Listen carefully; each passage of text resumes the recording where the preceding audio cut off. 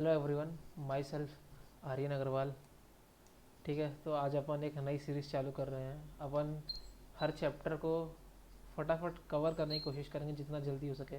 तो आज अपने उठाया quadratic equation. So complete chapter revision for IIT JEE. तो चलो यार, अपन अब फटाफट स्टार्ट करते हैं। और ये रिवीजन मेरे शॉर्ट नोट से होगा यार। ठीक है, और तुमको अगर इसका नोट्स चाहिए तो मेरे को बता देना, मैं इसका लिंक भी दे दूँगा तुमको। तो फटाफट अपन स्टार्ट करते हैं अपना पहला चैप्टर। अपना पहला चैप्टर है क्वाड्रेटिक इक्वेशन। तो क्वाड्रेटिक इक्वेशन में अपना पहला पार्ट होता है पॉलिनोमियल। क्या होता है देखो, पॉलिनोमियल कोई भी फंक्शन ए एक्स की power N, A N minus one x की पावर एन माइनस वन, ऐसे फॉर्मेट में चलते रहता है, उसको एक पॉलिनोमियल बोलते हैं। एन डिग्री का पॉलिनोमियल हो गया। ठीक है, ये अपना एन डिग्री का पॉलिनोमियल है। इसमें देखो, पहले चीज़ अपन अगर ध्यान दें तो ए एन एक सामने पे इसके कुछ इंटीजर होता है या फिर कुछ भी हो सकता है, 1 2 3 -1 -2। और ये x की पावर n मतलब अपना कोई फंक्शन होगा x में, एल्जेब्रिक फंक्शन। उसमें n क्या होता है देखो, n अपना होल नंबर होता है। होल नंबर क्या होता है, 0 1 2 3 4 5 ऐसे करके इनफाइनाइट तक चल सकता है। इसको अपन एक पॉलिनोमियल बोलते हैं। और पॉलिनोमियल की कंडीशन क्या हो सकती है कि अपना ए एन मतलब ये जो फर्स्ट टर्म है ये कभी भी ज़ीरो नहीं होना चाहिए।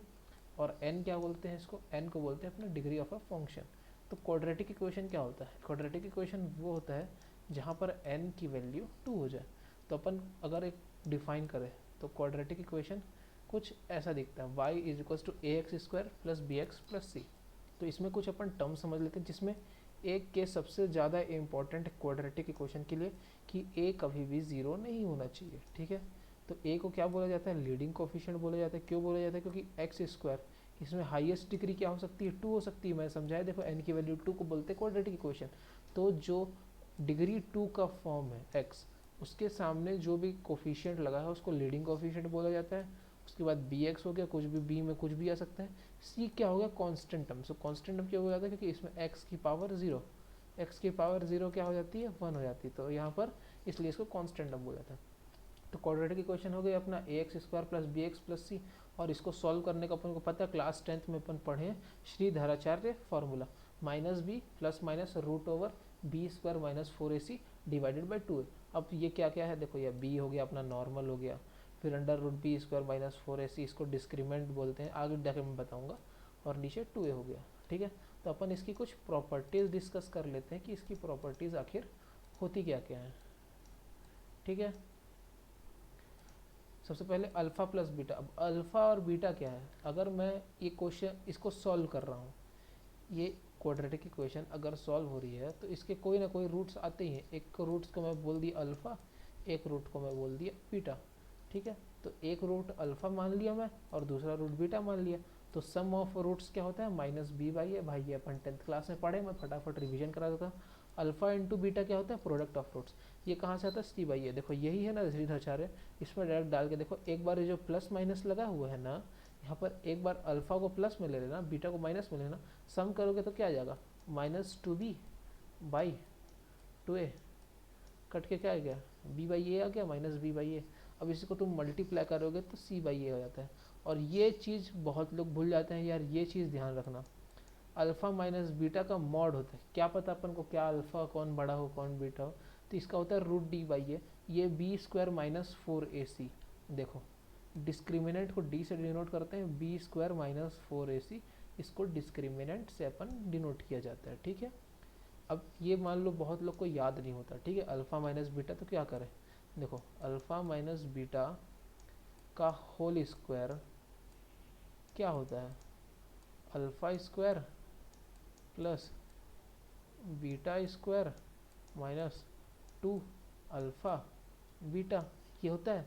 तो इसको अपन क्या लिख सकते हैं, अल्फ़ा प्लस बीटा का whole square minus 4 alpha beta. तो तुम ये फॉर्म से भी याद रख सकते हो कि अल्फ़ा माइनस बीटा, अगर मैं अच्छे से लिखूं तो अल्फ़ा माइनस बीटा क्या हो गया, अल्फ़ा प्लस बीटा का whole square minus 4 alpha beta. ठीक है, यहाँ से अब तुम लोग समझ जाओगे कि ये आया कहाँ से अपने पास। तो इसी को सॉल्व करने पे मैं डायरेक्ट इसका रिजल्ट लिख दिया हूँ कि आखिर ये आता क्या है, अल्फा माइनस बीटा और रूट डी बाई ये होता है भाई, ये ध्यान रखना, कई बार एग्जाम में डायरेक्ट यूज़ हो जाता है, ठीक है। अब a x square plus b x plus c, मान लो इसके रूट्स हैं, एक रूट हो गया अल्फा, एक रूट हो गया बीटा, तो अपन इसको इस फॉर्म में भी लिख सकते हैं, a x minus alpha x minus beta. बहुत लोग को देखा हूँ मैं कि ये इस ए को भूल जाते हैं, क्यों भाई क्यों भूलते हो यार, क्योंकि तुम लोग एक्स एक्स को मल्टीप्लाई करोगे तो उसके साथ तो 1 आ रहा है ना, लेकिन सामने तो ए है, तो ये ए इसको एडजस्ट कर लेता है और इसको एक्स से भी लिखा जा सकता है, इसको तुम मल्टीप्लाई करके देखोगे तो ये सेम ऐसे ही आ जाता है। तो ये फॉर्म तुमको याद रखना चाहिए, इसको ऐसे भी लिखा जा सकता है, तो मैं इसको बहुत इम्पोर्टेंट रखूँगा यार, ये वाला part a x square plus b x plus c को ऐसे भी लिखा है, a x minus alpha x minus beta और a x square minus sum of roots x plus product of roots. ये चीज़ तुमको ध्यान रखनी है यार, ये एक हाईलाइट हो गया, ठीक है। डिस्क्रिमिनेंट होता है बी स्क्वायर माइनस 4 से, तो अपन जब डिस्क्रिमिनेंट निकालते हैं तो अपन नेचर ऑफ रूट्स डिस्कस कर सकते हैं कि रूट्स कैसे होंगे, उसके रियल होंगे, डिस्टिंक्ट होंगे, कि इक्वल होंगे, कि इमेजिनरी होंगे। तो देखो जब d की वैल्यू ग्रेटर देन 0 हो जाए, मतलब पॉजिटिव आना चाहिए, d अगर पॉजिटिव हो गया तो रूट के अंदर वाला टर्म तुम्हारा पॉजिटिव हो जा रहा है, देखो रूट के अंदर वाला टर्म तुम्हारा पॉजिटिव आ जा रहा है, तो पॉजिटिव आ रहा है तो मतलब रूट डिफाइन हो गया तुम्हारा, तो x की कुछ ना कुछ रियल वैल्यूज आएगी, और एक प्लस में चल रहा है और एक माइनस में चल रहा है, तो डिस्टिंक्ट वैल्यू आएगी। तो ये चीज़ तुमको ध्यान रखनी पड़ेगी यार, ये वाला केस कि नेचर ऑफ रूट्स वाला कई बार गलती हुई है, मेरे साथ बहुत बड़ी गलती हुई भाई। मेरे 12th के मैथ्स में 99 मार्क्स थे, और एक क्वेश्चन मैं बताऊँ क्या गलत करके आया था भाई, ये नेचर ऑफ रूट्स गलत करके आया था, ये वाला ये गलत करके आया था। सोचो मेरे से इतनी बड़ी गलती, मैथ्स में 99 मार्क्स थे मेरे यार 100 में 10th में यार, इस चीज़ का मेरे को बहुत दुख है, इसलिए इसका एकदम ध्यान रखे रहना यार तुमको, ठीक है। तो d अगर इक्वल टू 0 हो गया, मतलब d इक्वल टू 0 हो गया तो ये 0 हो गया, तो माइनस b बाई 2a, मतलब मेरे दोनों रूट्स सेम आ जा रहे हैं, देखो माइनस b बाई 2a आ जा रहे हैं मेरे दोनों रूट्स। तो क्या हो गया, रियल तो आ रहे हैं ना, लेकिन इक्वल भी आ रहे हैं, ठीक है। और d ग्रेटर देन और इक्वल टू 0 है, तो अपन कुछ नहीं बोल सकते, क्यों नहीं कुछ नहीं बोल सकते, सिर्फ ये बोल सकते हैं कि रियल है। ऐसा क्यों, अगर मान लो इक्वल टू 0 हो गया तो इक्वल भी बोल सकते हैं, और d ग्रेटर देन 0 हो गया तो डिस्टिंक्ट हो सकता है, लेकिन ग्रेटर देन और इक्वल टू अपन को क्या पता क्या है, तो सिर्फ अपन रियल मान के चलेंगे जो दोनों में इंटरसेक्ट कर रहा है, तुम ध्यान से देखो। और d लेस देन 0 हो गया तो देखो रूट वाला टर्म तुम्हारा लेस देन 0 हो गया, और रूट के अंदर नेगेटिव आता है तो अपन नॉट डिफाइंड मानते, या फिर तुम लोग अब रिवीजन कर रहे हो तो इतना समझ गए होगे, आयोटा एक कॉम्प्लेक्स नंबर है जिसको रूट अंडर -1 को आयोटा बोला जाता है, ठीक है। तो अगर तुम ये समझ गए हो तो अपन बोल सकते हैं कि इमेजिनरी रूट्स आ रहे हैं, ठीक है। ये कुछ हाइलाइट्स बता रहा हूँ मैं जो तुम्हारे बहुत काम आ जाएंगे। देखो अगर तुम ए बी सी रैशनल है, अब यहाँ से ए बी सी क्या है यार, ये देखो ये ए हो गया, ये बी हो गया, ये सी हो गया। अगर तुम्हारा ए बी सी रैशनल है, रैशनल क्या होता है, जो पी बाई क्यू की फॉर्म में लिख सकते हैं और जहाँ क्यू की वैल्यू 0 नहीं होती है, तो और डी परफेक्ट स्क्वायर है, ठीक है। डी परफेक्ट स्क्वायर का मतलब क्या हो गया कि बी स्क्वायर माइनस 4ac की वैल्यू आ रही है, 2 स्क्वायर 3 स्क्वायर 4 स्क्वायर 5 स्क्वायर, तो अपन डायरेक्ट ये बोल सकते हैं कि बोथ रूट्स आर रैशनल। ये बहुत इंपॉर्टेंट है भाई, जेई फंसा देता है ये पॉइंट, एक ये पॉइंट और एक ये वाला पॉइंट, भाई जेई बहुत तगड़ा फंसाता है ये 3 पॉइंट पे, तुमको ध्यान रखना पड़ेगा यार, 3 पॉइंट समझ में आया ना भाई, दीवार में लिख लेना बहुत काम आ जाएगा। अगर ए बी सी रैशनल है और डिस्क्रिमिनेंट इसका परफेक्ट स्क्वायर है तो रूट्स भी रैशनल आएंगे, ठीक है। अगर ए बी सी रैशनल है, ठीक है, तो इर्रेशनल रूट्स कंजुगेट पेयर में आएंगे। क्यों ऐसा, देखो रूट के अंदर एक टर्म हो गया, मान लो डिस्क्रिमिनेंट तुम्हारा नेगेटिव आ जा रहा है, ठीक है, ठीक है भैया, डिस्क्रिमिनेंट अपना आ गया नेगेटिव, यहाँ से देखो डिस्क्रिमिनेंट नेगेटिव आ गया तो आयोटा आ रहा है, मतलब कहीं ना कहीं, तो minus b plus iota by कुछ और minus b minus iota by कुछ, तो क्या हो गया, मतलब जैसे कि ये इस फॉर्म में कंजुगेट पेयर्स में हो गया, एक p प्लस क्यू एक p माइनस रूट क्यू, तो ये कंजुगेट पेयर में अपीयर करेंगे कब, जब इर्रेशनल रूट्स होंगे। अगर एक इर्रेशनल रूट्स दे दिया तो दूसरा भी इर्रेशनल रूट्स होएगा ही होएगा, ये तुमको ध्यान रखना है, ठीक है भाई। अपन तीसरा पॉइंट डिस्कस कर लेते हैं कि अगर a b c real numbers होते हैं, रियल नंबर्स क्या हो गए, 1 2 3 -1 -2 0 ऐसे करके, तो कॉम्प्लेक्स रूट में कंजुगेट पेयर में आएंगे। ये तो इरेशनल रूट्स हो गए, रूट वाले, ठीक है। अब अपने complex roots p plus iota के p माइनस आयोटा के, ठीक है। साइक्लिक ऑर्डर यार ये अपना जे एडवांस 2023 में, नहीं जे मेंस में पूछा था यार इस साल में, तो मैं तुमको समझा देता हूँ। कोफिशिएंट साइक्लिक ऑर्डर में होता है। देखो अगर तुम ध्यान से देखो, यहाँ पर a minus b, b minus c, c minus a दिख रहा है। तो अगर तुम लोग ध्यान से देखो a minus b, b minus c, c minus a, तो अगर मैं यहाँ पर x की जगह 1 डाल दूँ, क्यों? क्योंकि यहाँ पर प्लस का साइन दिख रहा है। अगर x की जगह 1 डालूँ तो ये 1, ये 1, तो a से a कट गया, c से c कट गया, b से b कट गया, तो इसका x is equal to 1 is the solution of this equation. तो अपन को एक सॉल्यूशन यहाँ से मिल जाएगा और दूसरा सॉल्यूशन तो फिर अपन निकाल ही लेंगे, ठीक है। और यहाँ से अपना दूसरा, अगर यहाँ पर माइनस साइन दिख रहा है तो मैं -1 डालूंगा। क्यों -1 डालूंगा? कि यहाँ पर -1 डालूंगा तो ये फिर यहाँ प्लस बनेगा, ये खत्म हो जाएगा, ये खत्म हो जाएगा, तो b से b कट गया, a से a कट गया, c से c कट गया। ये थोड़ा सा कॉम्प्लिकेट हो जाता है, ध्यान देने वाला चीज़ है, ठीक है। दिमाग में हिंट कर गया तो हिंट कर गया, उस दिन मेरे भी दिमाग में हिंट कर गया यार, मैथ्स का प्रैक्टिस करते करते थोड़ा सा। तो ये साइक्लिक ऑर्डर का अपना हो गया। अब अपन थोड़े से ग्राफ्स को समझ लेते हैं, ठीक है। ग्राफ्स ऑफ क्वाड्रेटिक इक्वेशन कैसे होता है? y is equal to a x square plus b x plus c अपना क्वाड्रेटिक इक्वेशन है, जहाँ पर a की वैल्यू 0 नहीं हो सकती, ठीक है। a अपना क्या है? Leading coefficient. लीडिंग कोफिशिएंट अगर ग्रेटर देन 0 है, ठीक है। लीडिंग कोफिशिएंट ग्रेटर देन 0 तो मतलब समझो, अगर मैं x को इन्फिनिटी रखूँ तो ये एक्स स्क्वायर वाला टर्म अपन को पूरा को इन्फिनिटी ले जाएगा। अगर x को इन्फिनिटी रखो तो ये पूरा इन्फिनिटी चले जा रहा है। x को माइनस इन्फिनिटी कर रखो तो एक्स स्क्वायर वाला टर्म है, तो एक्स स्क्वायर में माइनस इन्फिनिटी का होल स्क्वायर इस माइनस को प्लस बना देगा, तो वो भी इन्फिनिटी चले जाएगा। तो इस वजह से ये भी इन्फिनिटी, मतलब वो ओपनिंग अपवर्ड हो जाएगा, ठीक है। अगर ओपनिंग अपवर्ड हो रहा है तो तुम ध्यान से देखो, ओपनिंग अपवर्ड होने से जब जहाँ भी a ग्रेटर देन 0 वाला केस है, ठीक है, वहाँ पर देखो ग्राफ ओपनिंग अपवर्ड है, ठीक है। और जहाँ पर भी a लेस देन 0 है तो ग्राफ ओपनिंग डाउनवर्ड है, क्योंकि a का साइन चेंज हो रहा है। अगर a तुम्हारा पॉजिटिव होगा तो एक्स स्क्वायर वाला टर्म तो पॉजिटिव आ जा रहा है, तो अगर तुम्हारा पॉजिटिव है इन्फिनिटी पे जा रहा है तो इन्फिनिटी पे ही तो जाएगा, तुम ये समझो, ठीक है। अगर d greater than 0, d greater than 0 है तो मैं क्या बताया था तुमको, यहाँ पर याद है रियल और डिस्टिंक्ट रूट्स आएंगे। तो अगर मान लो ये मेरा एक्स एक्सिस है, ठीक है, ठीक है भैया, यहाँ पर अपन अपना एक्स एक्सिस मान लिए, तो ग्राफ का अगर दो रूट्स आ रहे हैं और डिस्टिंक्ट आ रहे हैं तो एक्स एक्सिस को वो ग्राफ को 2 बार कट करना पड़ेगा, ये केस हो जाता है। ये हो गया अपना पहला ग्राफ का सिनेरियो, ठीक है। पहला ग्राफ समझ में आया भाई, ठीक है। अगर a ग्रेटर देन 0 और d equals to 0, d equals to 0 में मैं क्या बताया था तुमको कि इक्वल रूट्स आएंगे। इक्वल रूट्स आने का मतलब क्या हो गया कि ग्राफ एक्स एक्सिस को सिर्फ टच करके जाएगा, तो टच करने से दोनों रूट मेरे एक ही जगह आ जा रहे हैं, तो ये a ग्रेटर देन 0 और d इक्वल्स टू 0 का केस हो गया, ठीक है भाई। फिर अपना तीसरा केस, a ग्रेटर देन 0 है और d less than 0, d less than 0 पे क्या होता है अपना, इमेजिनरी रूट्स आ रहे हैं। और इमेजिनरी रूट्स को तो यार अपन रियल एक्सिस में तो प्लॉट कर नहीं सकते हैं, अपन इसको एक्स एक्सिस को अभी रियल एक्सिस मान रहे हैं, तो ये ग्राफ को टच करेगा ही नहीं, तो ये अपना ऊपर से जाएगा।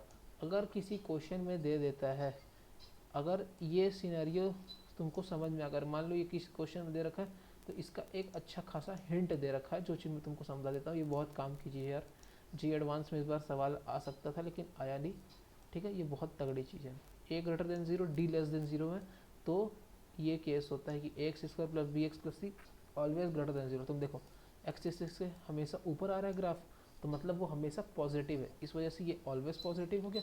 अब वही सेम चीज़ है यार, d less than 0 greater than 0, अब वही केस a में लगा दो तो इसका उल्टा होते जाएगा। देखो ये ऑलवेज नेगेटिव हो गया, बस यही सेम चीज़ है, ये समझने का खेल है यार, a ग्रेटर देन 0 और d का गेम क्या है, ठीक है। यहाँ से तुम ग्राफ को समझ गए। अब मैं कुछ इंपॉर्टेंट तुम लोग को वर्ड्स बता देता हूँ। देखो अपना एफ एक्स होता है, कोई भी जनरल ले, a x square plus b x plus c के फॉर्मेट होता है। तो कहीं भी तुमको ये पूछा जाए ए प्लस बी प्लस सी की वैल्यू क्या होगी, तो तुमको दिख रहा है ये एफ ऑफ 1 है। अगर मैं एक्स की जगह यहाँ 1 डाल दूँ, यहाँ 1 डाल दूँ, तो मेरा एफ ऑफ 1 आ जाएगा। भाई ये बहुत काम की चीज़ है, ये कई बार पूछता है, ये अच्छी खासी जो स्टैंडर्ड बुक्स होती है ना यार, उसमें दिया हुआ रहता है, ये एक बेहतरीन वाली चीज़ है। F of 1 a plus b plus c हो गया, f of -1 a minus b plus c, f of 2 हो गया। इसी तरीके से तुम कुछ भी रख सकते हैं, एफ ऑफ 0 सी हो गया। ये ग्राफ प्लॉट करने में कहाँ आएगा। अब जैसे कि कुछ ये हो जाता है एफ 5 है प्लस 3b प्लस 2c। अब ये कहाँ से आएगा, ये 2c से देख के हिंट आ जाता है कि 2 का सम है, तभी वहाँ पर 2c आया होगा। अब 2c वहाँ पर आया है तो क्या क्या चीज़, एक 3 दिख रहा है मेरे को, तो 3 में मेरे को 2 प्लस 1 दिख रहा है, तो 1 2 प्लस 1 और 4 प्लस 1 दिख रहा है। ठीक है, तो मेरे को यहाँ से ये हिंट आ गया f(1) प्लस f(2) दिया हुआ है।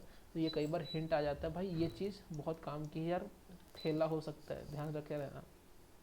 ठीक है, तब चलो यार अपन थोड़ा सा रिमाइंडर प्रॉब्लम्स देख लेते हैं। कुछ रिमाइंडर प्रॉब्लम्स होते हैं कि x की वैल्यू ये दी हुई है 3 प्लस रूट 5, तो हमको इसकी वैल्यू दिखानी है। भाई कुछ महारथी लोग तो भाई मैं देखा था जब मैं पढ़ा रहे थे सर हमको, तो इसमें ही डायरेक्ट भाई x की पावर 4 निकालने बैठ जाएंगे। भाई मैं भाई हवा हंसी छूट नहीं रही थी मेरी उनसे, बता रहा हूँ ना।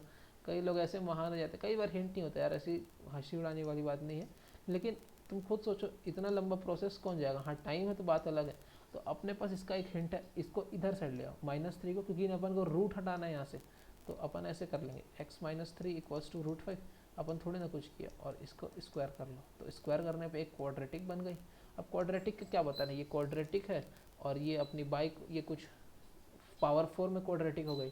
ठीक है, तो अपन को क्या बताना है कि ये वैल्यू पुट करने में क्या होगा, तो मतलब अपन को बेसिकली बताना है कि जब हम इस वाले एक्सप्रेशन को इस वाले से डिवाइड करेंगे तो क्या रिमाइंडर बचता। मान लो ये ऐसे कुछ था, ये कुछ ये वाला वैल्यू आया इंटू क्यू प्लस आर। देखो यहाँ पर इसकी वैल्यू तो 0 के इक्वल हो गई, तो इस वाले टर्म को मैं पूरा 0 ले जाऊँगा, तो इसमें आर की वैल्यू निकलेगी। ठीक है, क्योंकि ये वाला टर्म 0 है। तो अब तुम इसमें तुम सोचो कि ये वाले में तुम x की वैल्यू डाल के ये वैल्यू निकालते। यहाँ पर मैं एक क्वाड्रेटिक बनाया जिसकी वैल्यू मेरे को पता थी, और इसको अगर मैं डिवाइड मारूंगा तो कुछ ना कुछ ऐसा रिमाइंडर बचेगा। ठीक है, और इस वाले टर्म की तो वैल्यू 0 है, तो मेरे को q का तो कोई काम भी नहीं है, मेरे को क्या मतलब q का। तो मेरे को बेसिकली ये रिमाइंडर बताना था, ये रिमाइंडर प्रॉब्लम का सवाल रहता है। ठीक है, डायरेक्ट वैल्यू पुट करके मत देखा करो। अब क्वाड्रेटिक आइडेंटिटी क्या होती है, अपन आइडेंटिटी के बारे में डिस्कस करते। देखो आइडेंटिटी क्या होती है, जो हमेशा ट्रू हो। तो if quadratic equation has more than 2 roots, देखो अपन मैं यहाँ बात कर लेता हूँ, ये अपने पास क्वाड्रेटिक थी, तो क्वाड्रेटिक के कितने रूट्स आ सकते हैं, 2। तुम खुद सोचो क्वाड्रेटिक के 3 रूट्स कहाँ से आएंगे। ठीक है, क्वाड्रेटिक के 2 ही रूट्स आ सकते हैं। अगर 2 से ज़्यादा रूट्स है मतलब उसके 3 रूट्स हो गए, 4 रूट्स हो गए। अगर कोई क्वाड्रेटिक के 3 रूट्स हैं तो वो आइडेंटिटी बन जाती है। अगर 2 से ज़्यादा रूट्स निकले तुम्हारे तो वो एक आइडेंटिटी है, और आइडेंटिटी होने का क्या सिनेरियो है, a equals to b equals to c equals to 0। ठीक है, ये चीज़ भाई तुमको ध्यान रखना पड़ेगा। इसमें क्वाड्रेटिक अच्छी चीज़ है यार ध्यान रखने के लिए, भूले तो काम खत्म। अब कंडीशन ऑफ कॉमन रूट्स, भाई जेईई मेंस के भारी सवाल बनते हैं यार कंडीशन ऑफ कॉमन रूट्स से। ठीक है, तो कॉमन रूट्स क्या होता है, जैसे कि मैं फर्स्ट क्वाड्रेटिक ले लिया कोई सी, a1x² plus b1x plus c1 equals to 0, जिसके रूट्स हैं अल्फा और बीटा, और a2x² plus b2x plus c2 equals to 0, इसके रूट्स ले लिया मैं अल्फा और गामा। क्यों लिया अल्फा को, क्योंकि 1 कॉमन रूट्स हैं।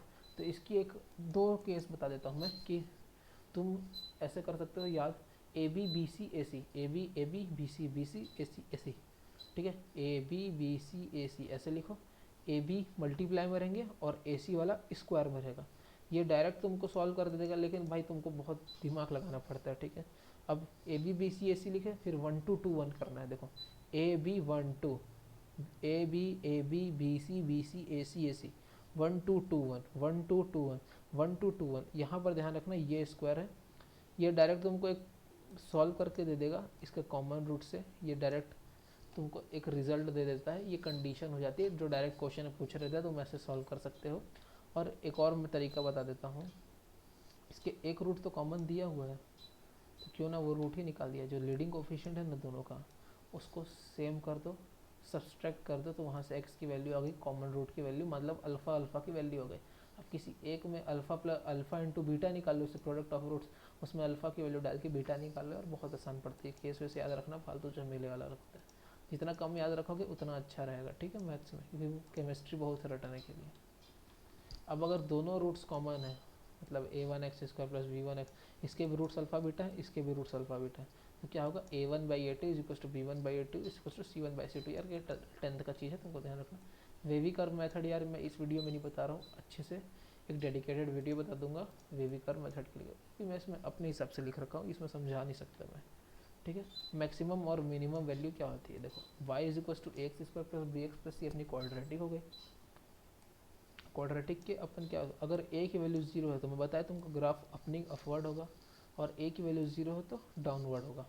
अगर a की वैल्यू ग्रेटर देन 0 है तो ये अपना एक लोएस्ट पॉइंट बन रहा है, कहीं ना कहीं तो लोएस्ट पॉइंट बनेगा क्योंकि ग्राफ ऐसे बनता है, तो इसको अपन लोएस्ट पॉइंट बोलते हैं, इसको क्या बोलते हैं, वर्टेक्स बोलते हैं। ये होती है मिनिमम। अब ये x कॉमा वाई लिखा हुआ है, ठीक है, तो मिनिमम वैल्यू y की होगी और किस x पे होगी ये है। तो जब तुम x की value minus b by two a रखोगे, जब x की value minus b by two a रखोगे तब तुमको मिनिमम वैल्यू मिलेगी y की, जो आती है minus d by four a. ठीक है, तो minus b by two a comma minus d by four ए।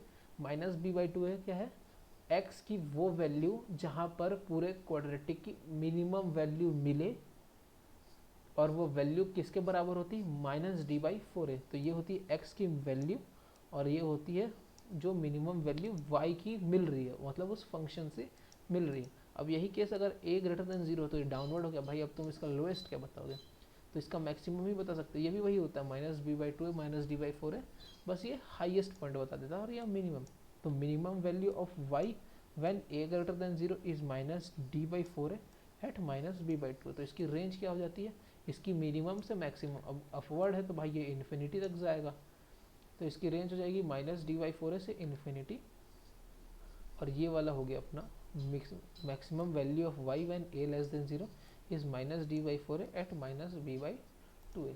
ये अपन को मैक्सिमम वैल्यू बता सकता है, क्योंकि मिनिमम वैल्यू तो भाई माइनस इन्फिनिटी जा ही रही है, ये तुमको समझ में आ ही रहा है। तो इसकी रेंज क्या हो जाएगी अपनी, माइनस इन्फिनिटी से माइनस डी बाई फोर है, और इसकी रेंज क्या हो जाएगी, माइनस डी बाई फोर से लेके इन्फिनिटी तक।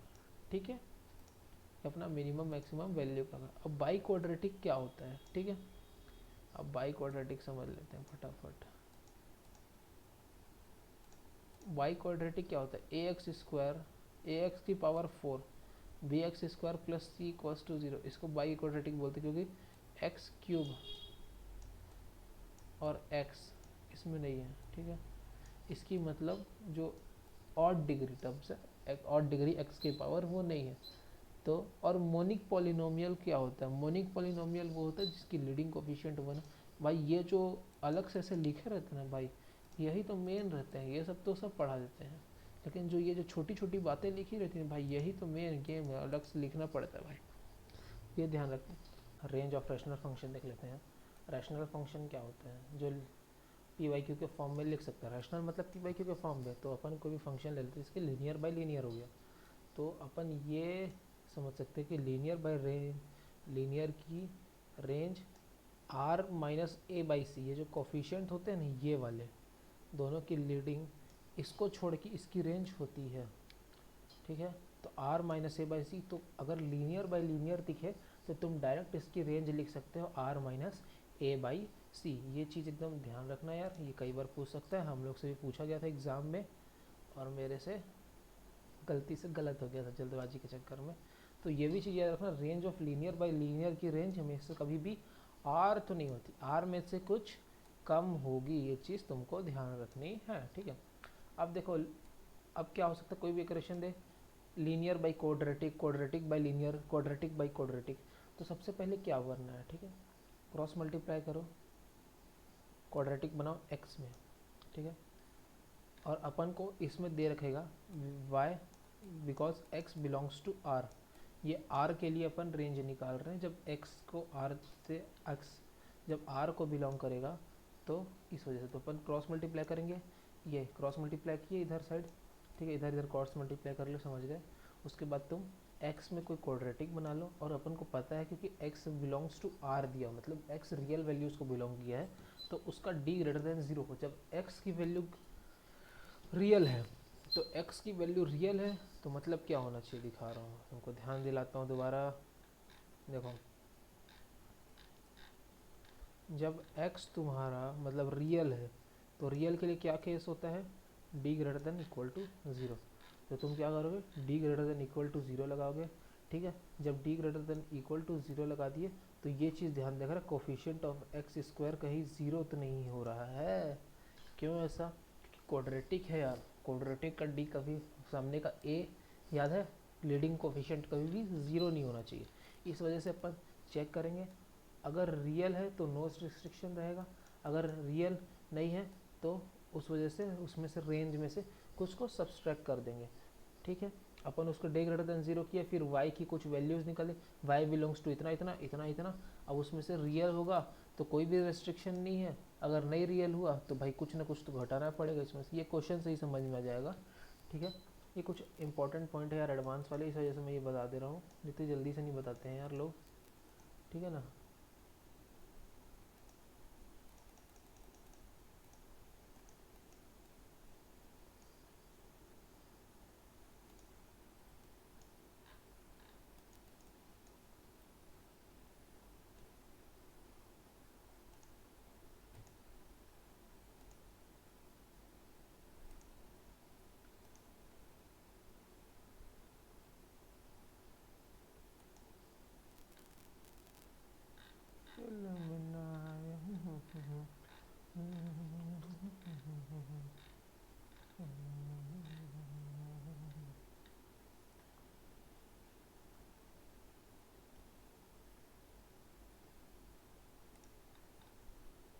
ठीक है, देखो अब कंडीशन ऑफ एक्सप्रेशन पे जाते हैं। जैसे कि ये कोई जनरल इक्वेशन रहता है 2 डिग्री, जैसे कि अपना कोनिक सेक्शन में नहीं रहता है a x square plus b y square plus 2 g x plus 2 h y plus 2 f g h plus 2 h x y plus c equals to 0, ये जैसे कि रहता है ना अपना कोनिक सेक्शन में। अगर ये दिया हुआ है और इसको बोला गया है कि तुम कोई भी 2 लीनियर फैक्टर्स में ब्रेक कर सकते हो, मतलब ये जो है ना x square plus b x plus c plus 2 f g h plus 2 g x plus 2 h x y plus c, इसको तुम किसी दो के प्रोडक्ट में ब्रेक कर सकते हो जिसका रिमाइंडर ज़ीरो आना चाहिए।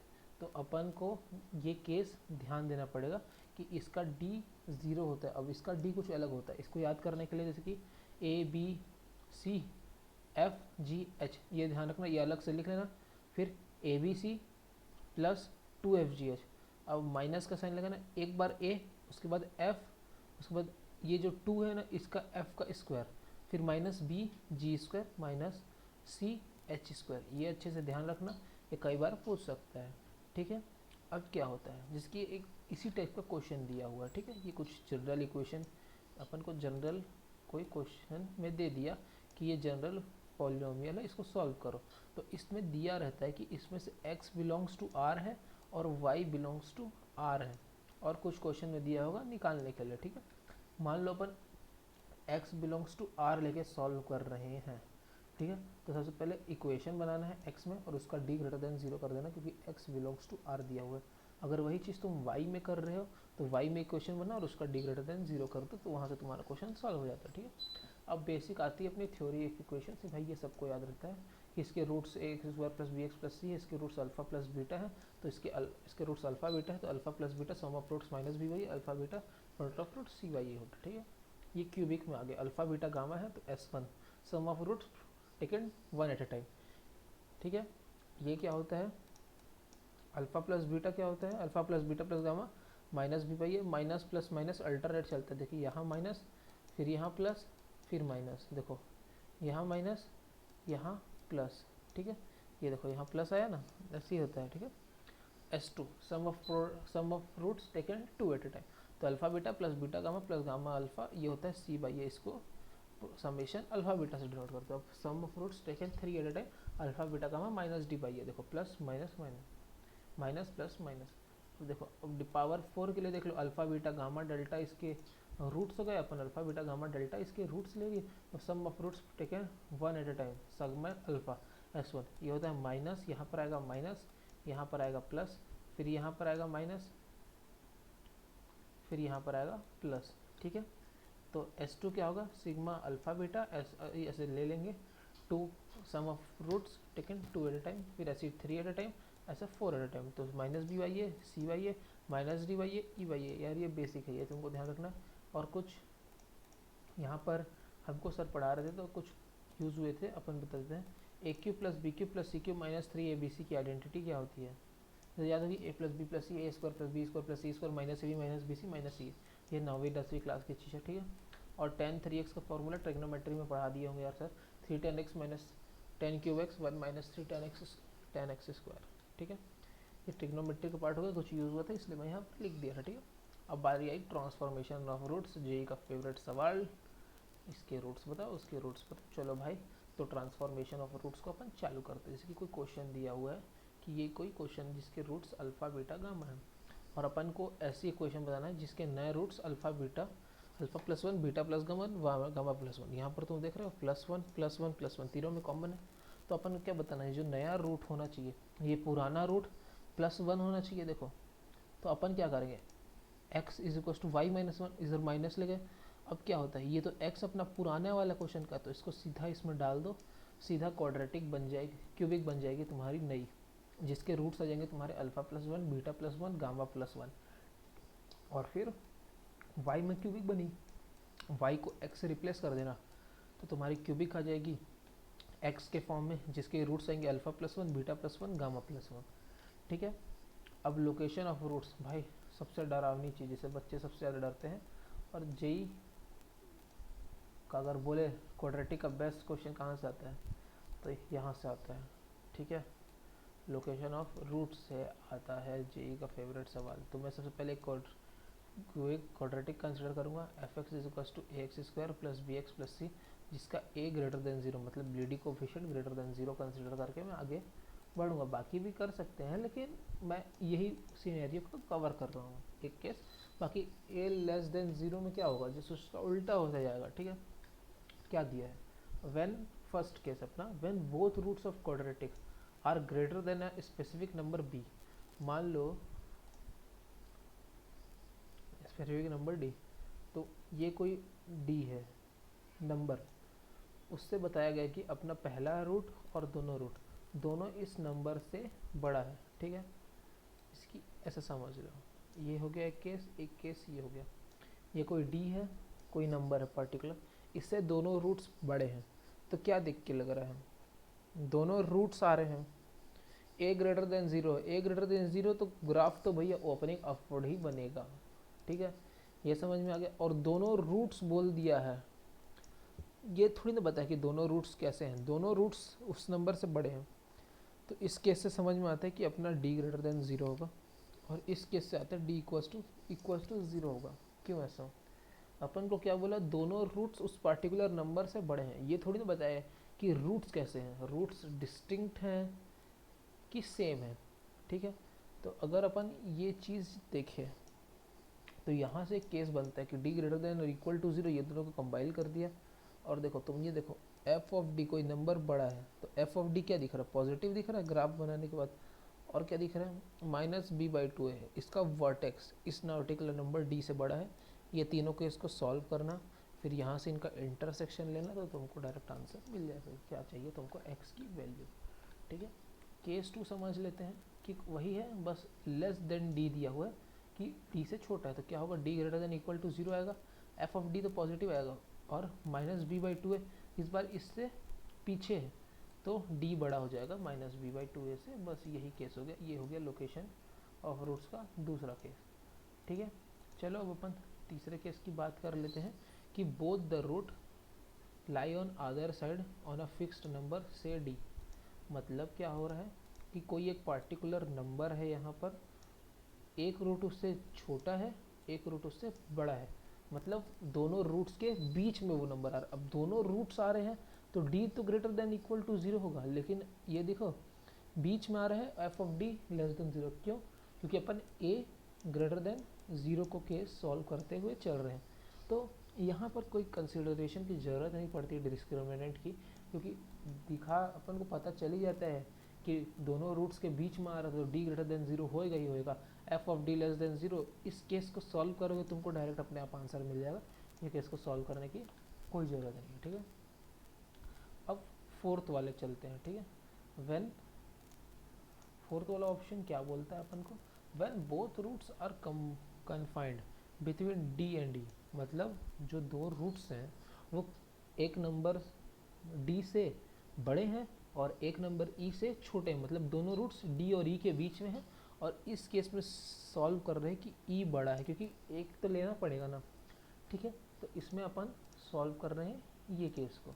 तो देखो डी छोटा ले लिया मैं, दोनों रूट्स डी से बड़े हैं और ई ले लिया मैं और ई दोनों रूट से बड़ा है, तो क्या दिख रहा है, डी बड़ा हो सकता है, f of d greater than zero, f of e greater than zero, minus b by two d और ई के बीच में आ गया, ठीक है, f of e greater than zero, f of d greater than zero. और क्या दिख रहा है, रूट्स आ रहे हैं तो सेम भी हो सकता है, एक केस ये हो सकता है और एक केस ये हो सकता है, तो डी ग्रेटर देन और इक्वल टू जीरो भी हो सकता है। तो ये 4 केस सॉल्व करने पड़ेंगे भाई, ये सबसे तगड़ा लगता है, ठीक है, बहुत लंबा खिंचाता है क्वेश्चन। अब क्या दिया है 5वां case, one root is either greater than e and other less than d. ये तो एक बाहर था एक अंदर था, अब क्या है, डी और ई दोनों बीच में है रूट्स के, तो क्या आएगा, f of d less than zero, f of e less than zero, बस भाई ये तुरंत सॉल्व हो गया, ठीक है। और exactly one root lie in d and e, मतलब एक डी एक ई, एक डी एक ई, एक ही रूट इनके बीच में आ रहा है, तो अगर ये वाला रूट आ रहा है तो इसमें क्या दिख रहा है, f of d greater than zero और f of e less than zero दिख रहे हैं, ठीक है, अपोजिट साइन के दिख रहे हैं यहाँ पर, ठीक है। अब यही चीज़ तुम इसमें भी ऑब्जर्व कर रहा, जब डी है तो इसमें f of d less than zero और f of e greater than zero, f of d less than zero, f of greater than zero, opposite sign. अगर मैं ये दोनों केस का इंटरसेक्शन लूँ तो f of d into f of e less than zero, direct इसको solve करोगे तुमको डायरेक्ट आंसर दे देगा, ठीक है। और ये चीज़ हमेशा याद रखना कि अगर किसी क्वेश्चन में दिया हुआ है, ये भी पॉइंट एक बार हाईलाइट रखना कि अगर किसी क्वेश्चन में दिया हुआ है कि F of d into f of e less than zero, मतलब क्वाड्रेटिक का एक रूट उस दोनों नंबर के बीच में आ रहा है, ऐसा कोई ज़रूरी भी नहीं है कि क्वाड्रेटिक हो, वो क्यूबिक भी हो सकता है और पावर 4 की भी क्वाड्रेटिक हो सकती है, ठीक है। F of d into f of e less than zero आ रहा है, मतलब एक ऊपर और एक नीचे, तो एक बार तो एक्सिस को इसको रियली काटना ही ना पड़ेगा, तभी तो एक बार ऊपर और एक बार नीचे आ रहा है, समझ रहे हो ना बात को, देखो ऐसे ऊपर जा रहा है ऐसे कटेगा, तभी तो एक नीचे और एक ऊपर और यहाँ बीच में आएगा, ठीक है। और f of d into f of e को इक्वल्स टू जीरो, बहुत केयरफुली चेक करना, यहाँ पर मिस्टेक हो जाती है लोगों से, ठीक है। यही बात लिखी भी हुई है यार, देखो f x is equals to a x square plus b x and f of p into f of q अगर लेस देन ज़ीरो दिया हुआ है तो अपन क्या बोलेंगे कि equation a x square is equals to b x plus c has one root lying in p and q less than zero. अगर मैं इक्वल टू लगा लेता तो पी क्यू और क्लोज ब्रैकेट हो जाता, ठीक है, बस यही फ़र्क हो जाता। और लेस देन जीरो दिया है मतलब पी और क्यू के ओपन ब्रैकेट में, ठीक है। अब कुछ एक और सिनेरियो जो मेरे को एक बहुत तगड़ी बुक में मिला था, मैं लिख लिया इसमें, ठीक है। अगर a x square plus b x plus c के रूट से alpha beta, p x square plus q x plus r के रूट है गामा डेल्टा, और दिया हुआ है alpha beta gamma delta A P में है, ठीक है। ए पी में हो गए मतलब अल्फा बीटा के बीच का डिफरेंस कॉमन डिफरेंस डी और गामा डेल्टा के बीच का कॉमन डिफरेंस डी, दोनों सेम है, मतलब क्या हो गया तुम्हारा अल्फा माइनस बीटा का मॉड और गामा माइनस डेल्टा का मॉड बराबर है, मतलब इनका कॉमन डिफरेंस बराबर हो गया, तो अल्फा माइनस बीटा का मॉड पहले वाले का और गामा माइनस डेल्टा का मॉड बराबर हो गया। तो और मैं तुमको क्या बता रहा हूँ, डिफरेंस ऑफ रूट क्या होता है, रूट डी बाई ए होता है, याद है, बोला था याद रखने के लिए। तो अपन क्या करेंगे, ये दोनों को इक्वेट कर देंगे, root d one by a और root d two by p को इक्वेट कर देंगे, क्योंकि अपन को पता है ए पी में होने से कॉमन डिफरेंस सेम हो जाते हैं। तो यहाँ से एक कंडीशन आती है d one by d two is equal to a square plus p square, ये तुम लोग तुरंत सॉल्व कर सकते हो, ये सब ध्यान रखने के लिए मैं लिख दिया था, ठीक है।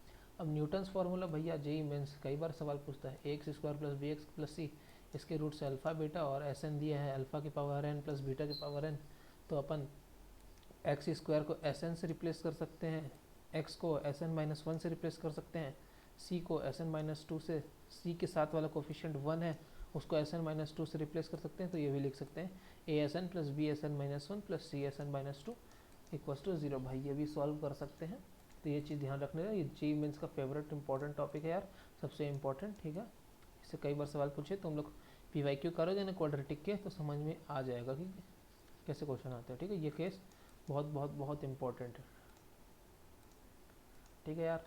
तो अपन अब लास्ट में आ ही गए हैं, ये दो चीज़ क्या पता कभी फंस जाए, if one root of a x square plus b x plus c infinity है, वैसे तो काम नहीं आएगी लेकिन तब भी जानकारी के लिए याद ही रखो कि अगर एक रूट इसका इन्फिनिटी है तो ए की वैल्यू ज़ीरो होएगी ही होएगी, तभी इन्फिनिटी इसका रूट हो सकता है।